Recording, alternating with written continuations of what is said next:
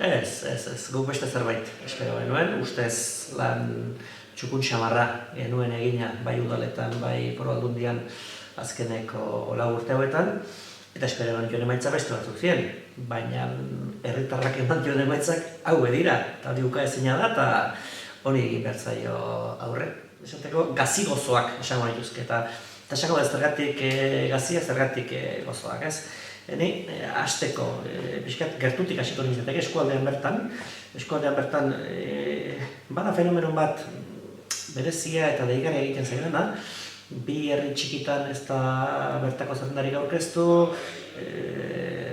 horrek sortzen dituen arazo guztiekin, Albisturren seguraski kanpoko zerrenda bat ongo da alkatetzan, horrek kezka sartzen dit bertakok zenbateneko konpromisoa dugun herriarekiko eta herriak zenbateneko lehentasuna du. Iruditzen zait gehiago saiatu behar dugula geurea dena zaintzen. Bat. Bi, eskualdea begiratuta, nik uste eskualdean ere emaitzak gazi gozoa dira, gazitik gehiago igual udal garrantzitsuenak, Tolosa, Villabona galdu ditugulako, baina aldiz 28 herrietatik 24 edo Bilduk irabazi egin du. Ikuspegi orokor batetik begiratuta emaitza bastante txukuna dira, baina pena ematen du galdu diran alkatetzaiek eta bereziki Tolosa bezalakoak horrek nahi edo ez emaitza usten duelako zapore gazi bat. Urrungo fase begiratuta, Gipuzkoara begiratuta antzeko zerbait esango nuke. Gipuzkoan ere gertatzen zaigu udalerri erdietan, 40 edo irabazin dugu eta alkatetzak izango ditugu eta indarra izango dugu, baina udal garrantzitsu asko Donosti tartean galdu ditugu, Batzar Nagusietan ez du irabazi espero genuen bezala, oso gertu hor gaude, kasi empate tekniko baten gaude, baina EAJak irabazten digu, hori esan behar da, eta orduan horre emaitza ez da espero genuen bezalakoa. Eta aldiz, ikuspegin nazional batetik begiratuta, hor esango nuke emaitza bastante txukuna dela. Gipuzkoan eta Bizkaian neurri batean bera egin dugu, baina Araban eta bereziki Nafarroan aukera historikoak irekitzen dira. Eta hori ere bada garrantzitsua eta bada baloratu beharrekoa. Berez emaitzak ez txarrak, baina lehen abiapuntu on batetik abiatzen ginen bereziki Tolosaldean eta Gipuzkoan, eta hor kaskarreko bat hartu dugu. Seguraski guk espero genuen baino gehiago zigortu digute kudeaketa hori. Ikusita bereziki zein udalerritan galdu ditugun boto gehien eta Gipuzkoan ere badirudi kudeaketa gehiago zigortu dela, zeren Araban kudeaketak ez geneukan eta irabazin ditugu botoak, eta Nafarroan ere oso maitzonak izan die kudeaketak ez dagoenekoan. Aldiz, Gipuzkoan eta udalerri batzutan 4 urte hauetan lanean haitu garenetan, horre emaitzak ez dira inonak. Seguraski egon da hola zigor bat, baina nik gure boto galera ere izan da, esan behar da abiapuntu oso altutik abitzen ginen, oain 4 urteko egoera oso abiapuntu altua zen, pentsatzekoa zen, zaila izango zela ura errepikatzea, gertatzen da handik, desienteko beherakada egin dugula, 6.000 boto galdu ditugu Gipuzkoan.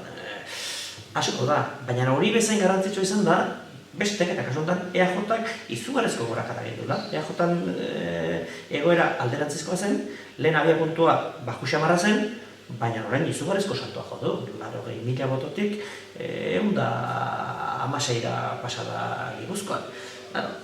Batetik gure galera dago, eta bestetik dago EAJaren izugarrizko gorakada. Evidentea dena da, arrazoi bategatik edo bestegatik, guk boto galera izan dugula eta beste batzuk botoetan igoen direla. Eta hori, herritarrak boto hori balin badu, zerratxegatik da. Orduan, seguraski egin behar dugu irakurketa kritiko hori, izan daiteke abiadura kontua, izan daiteke prozedura kontua, egon itezke gauza desente, baina bai, Asier Arraizak zion bezala, nik uste ikasi behar dugula bai egin duenatik eta guri boto eman digutenei entzun behar diegu, baina eman ez digutenek ere, zergatik ez diguten eman, hori ere aztertu behar dugu, eta seguraski kudeaketan ez dugu 100% asmatu. Badirudi, gauza guzti hauek sakonago aztertu behar dira, eta nik uste gehiago ikusi beharrekoa direla, baina lehen begirada baten ikusten badugu zein udaletan izan dien batez ere galdera nagusiak gehienetan hondakinen kudeaketa inguruan sortutako polemikarekin badu zer ikusia.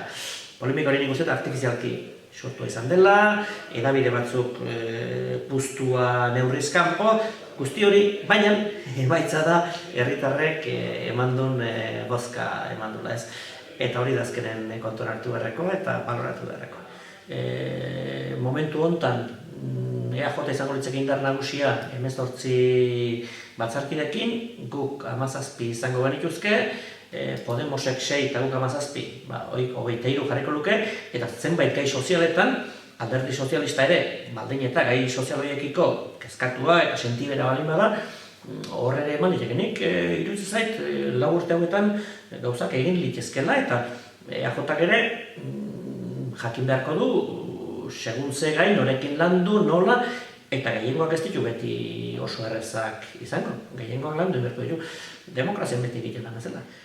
Aurretik esana genuen, eta nik uste hori mantentzen dugula, gure ustez, bi marra gorri edo bi zutabe nagusi daude Gipuzkoako gobernuari begira, bata da rekorte sozialik ez, hau da politika sozialetan jarritu behar baina arte bezala herritarrari laguntza ematen eta bar, eta uste dugu hortan gaina Gipuzkoaren gehiengoa horren alde dagoela, EAJ ez dakizen puntutaraino, baina EH Bildu bai, Podemos ere bai, PS ere bai, beraz hor badago gehiengo bat hori bultzatzeko, eta bigarren zutabea zen erabakitze eskubidearen aldekoa, eta gehiengo hori ere oso nabarmen gelditu da.